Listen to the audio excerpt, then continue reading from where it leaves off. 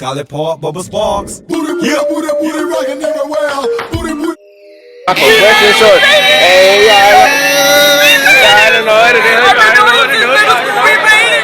YouTube, is Desi and I'm back with another video, you guys. I kind of got the video playing right now. I'm still doing a little bit of training, but while that's playing, I kind of wanted to go over a video for you.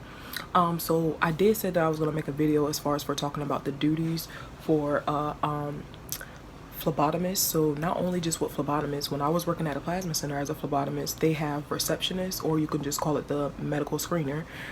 They also have, you know, the donor floor technician. That'll be the person that monitors you the whole entire time while you're donating plasma.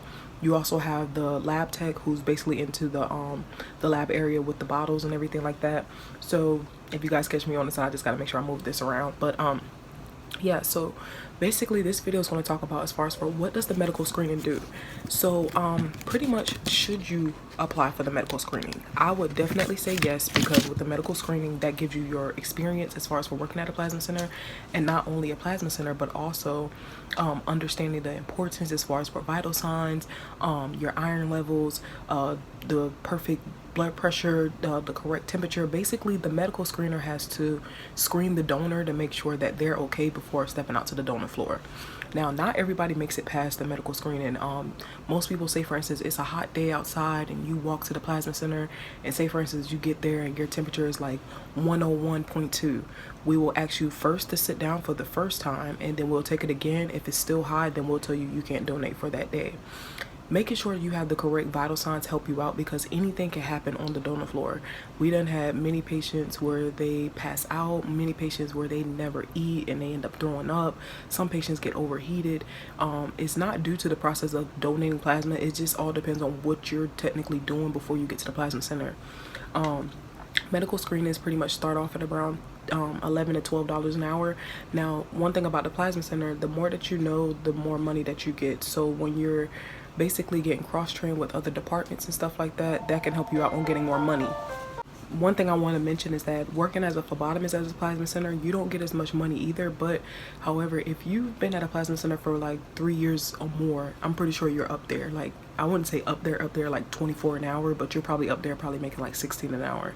But if you're freshly starting off as a plasmist, as a phlebotomist at a plasma center, to the most you'll probably be getting around like 12 to 13 an hour.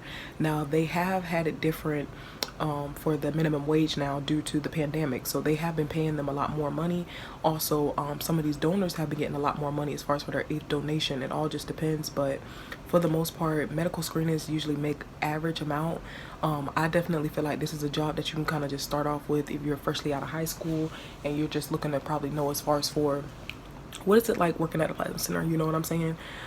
Me personally, I feel like I love the experience that I got, but working at a plasma center is very overwhelming.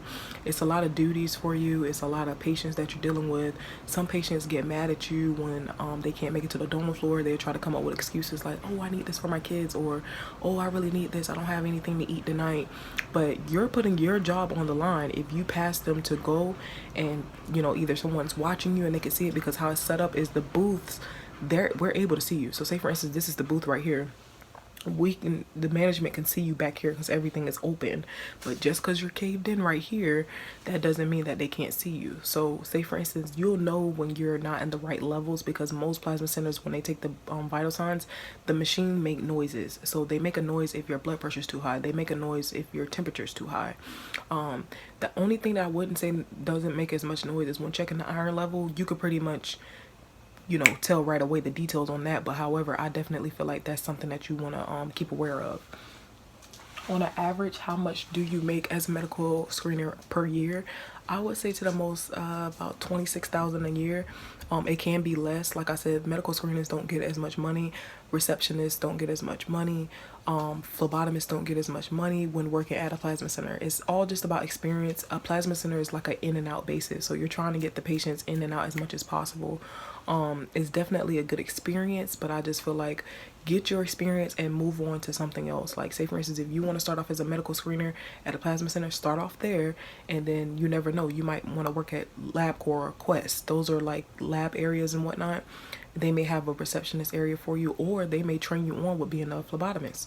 So I definitely feel like this video was well needed. Most people want to know the ins and outs of a medical screener, and hopefully this be able to help you guys out. Don't forget to like, comment, and subscribe, and leave the comments down below because I will check. Have a good one. Peace.